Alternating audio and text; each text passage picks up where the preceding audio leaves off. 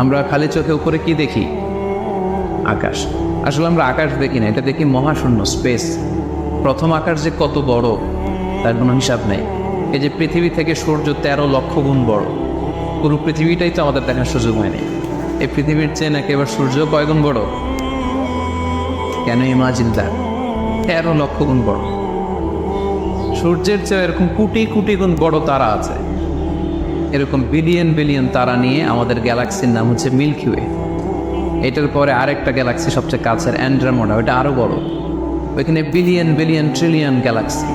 এরকম প্রত্যেকটা গ্যালাক্সি ঘুরছে, প্রত্যেকটা তারা তাওয়াফ করছে মহাশূন্যে।